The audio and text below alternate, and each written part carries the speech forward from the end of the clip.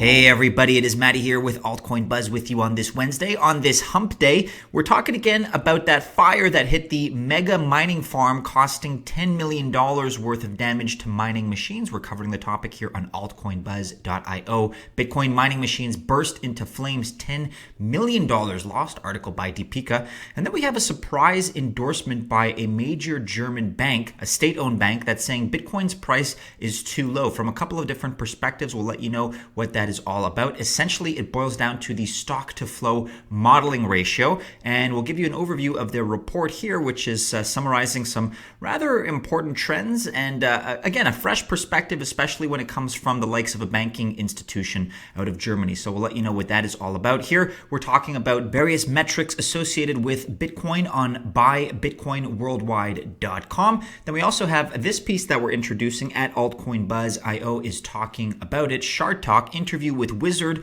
on Cardmaker, article here by Ezekiel. We'll point you in the direction of their website, which is the following. And then finally, we have a couple of quick updates by way of Tomochain, firstly here on Twitter and ending on medium.com. Pardon the interruption as always. Tomochain integrates Chainlink oracles to deploy data-driven smart contracts. But before all that, let's begin with a snapshot of the market. Things are kind of horizontal today, marginally down, as we can see on coinmarketcap.com. Total market cap sits at $219 billion. Dominance of Bitcoin is at 67.7%, and the price for one Bitcoin at the time of this recording is $8,269. That is down 1.27% on the day. So at Dovey Wan discussed this yesterday as OGBTC already broke it. Here's the real footage of a local mega farm caught on fire, which purportedly claimed a loss of $10 million worth of mining machines inside that building that you see that has burst into flames. Here on altcoinbuzz.io, we have this article by Deepika, an operating mining farm caught up in a massive fire in China. So a Chinese Bitcoin mining farm caught fire and engulfed silicon equipment worth millions of dollars. And of course, the community is curious to know if this fire was the source of the slower hash rates observed recently. As discussed just a few days ago, we noticed that there was a 40% decline in the Bitcoin hash rate. Yesterday, around 1:30 p.m. UTC, a user reported that the last block took close to 2 hours to process. And an hour later, Anthony M. tweeted 30,000 unconfirmed Bitcoin transactions. And get this, back in 2014, a Thai Bitcoin mining farm using silicon miners had caught fire. Again, the year was 2014. That fire raged for 30 minutes, leading to extensive damages. And besides, earlier in 2018, 15 silicon A5 Dash Masters reported having caught fire as well. So we're noticing a bit of a pattern here, and really it comes down to one of two possibilities, as Deepika points out. Either the equipment was faulty, or perhaps, we're not saying this is the case, but perhaps the Bitcoin farm was not profitable enough and thus some foul play emerged. That is always a possibility you have to look into, unfortunately. We cannot conclude anything unless a piece of concrete evidence surfaces. Stay tuned for more updates. And here now on cryptonews.com, we have something a little bit more uplifting. Surprise, state-owned crypto bank says Bitcoin price is too low. It's a German bank we're talking about here, and they believe that Bitcoin prices are in for a major boost next year, and they say that current prices do not take into account the token's forthcoming mining reward halving that is happening in May of 2020. Bayern LB, a bank that is 75% owned by the Bavarian state, has made a stunning forecast about the token, claiming that it is now, quote, outshining gold. In a report, the bank concluded that the May 2020 halving had, quote, hardly been priced into existing Bitcoin values. Of course, that halving doesn't represent any kind of a guarantee. We just went through, for example, the Litecoin halving, and I know Litecoin is not exactly the same as Bitcoin, but arguably it's one of the best parallel projects we can look to for a model or for an analogy, and that halving really did nothing for the price of Litecoin. I mean, ahead of the halving, it climbed a little bit, actually climbed pretty substantially, but then came crashing all the way back down to where we are today. But here's what the authors of the report have to say. Quote, quote, "What is certain is that Bitcoin's stock-to-flow ratio will increase dramatically in May 2020 from around 25.8 at the moment to almost 53. By contrast, gold's stock-to-flow ratio, currently in the vicinity of 58, will only be insignificantly, if at all, higher next May.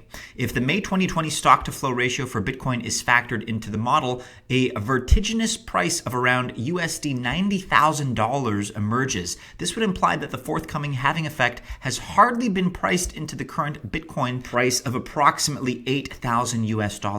In an even bolder assertion, the report added in 2024, when halving is set to take place again, Bitcoin's degree of hardness will again increase massively. And the report concluded, quote, "If Bitcoin is indeed to become the money of the 21st century, it will be because its properties, above all its high degree of hardness, have been preferred." Here now is a quick tweet about the report before we get into it. Stock-to-flow modeling is hands down the coolest analytical addition to the Bitcoin space in several years. The idea is already spreading like wildfire. H/T, I have no idea what that means, to Saifedean for publishing the theoretical concept, and to 100 trillion USD for running the original numbers. Respect.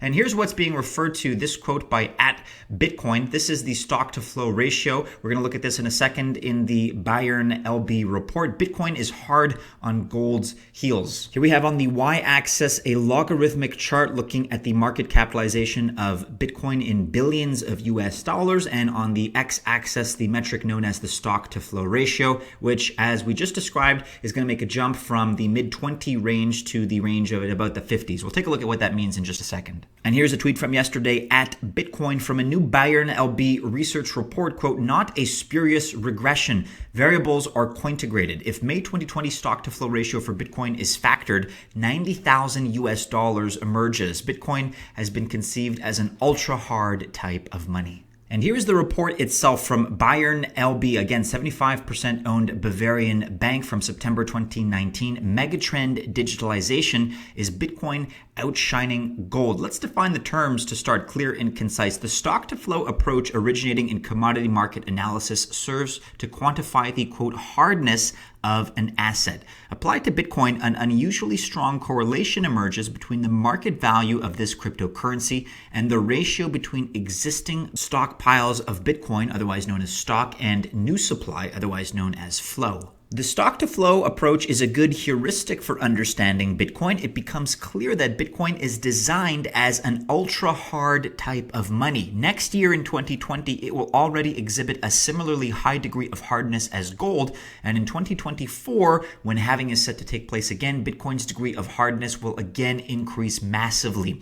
Whereas gold has had to earn its high stock-to-flow ratio, quote, the hard way over the course really of millennia, Bitcoin's purely digital character enables, quote, supply engineering, which causes the stock-to-flow ratio to rise at a breakneck pace. I would very much encourage you all to check out the Bayern LB report in full for anecdotes about similar stock-to-flow ratios, albeit weaker ones, in the historical context, a look at gold and what that is set up to produce as far as some of these metrics. But really, it's very interesting to apply some of these formulas, some of these metrics to Bitcoin, which is, again, breaking the mold. It's an entirely new paradigm because the world has never seen a commodity with this kind of digital halving, again, engineered into its supply by virtue of its algorithms mathematically. So again, check this out. We'll link to it in the description below. But many people, for good reason, are talking about this on Twitter and on other social media. And we're excited to see a bank as enthusiastic as Bayern LB talking about some of these numbers. Let us know your thoughts about it, as always, in the comments below. We're back to Twitter now to highlight @AltcoinBuzz.io's tweet, "Get free Neo, an exclusive cards giveaway organized by Cardmaker.io, #Cardmaker. No pre-sale and free to play at Neo blockchain." Over to altcoinbuzz.io now. Shark Talk interview with Wizard on Cardmaker. Article here by Ezekiel. The founder of Cardmaker provides a very in-depth interview on the subject of Cardmaker. So Shark Talk is the interview segment of Altcoin Buzz Gaming, which connects our readers to people who are shaping the blockchain gaming space. A dozen interviews have been completed, and we have exciting giveaways in this episode of Shard Talk as well. We are happy to have Wizard, founder of Cardmaker, to share with us all about his game. Here is the quick rundown. We're not going to be able to cover this article in length, but the name is Cardmaker. The genre is UGC or Indie. Quick information, it is the first blockchain game to have staking and won the Neo Award. If you are interested in this extensive interview with Wizard, where he talks about the project, where he talks about the developments in this space, check it out. As you can see, it is a little bit lengthy, but in conclusion here, let's skip ahead. Wizard has provided a super detailed elaboration on Cardmaker, a super enjoyable interview, and an excellent addition to Shard Talk. We are also doing a giveaway where you can claim limited edition altcoin buzz cards in Cardmaker.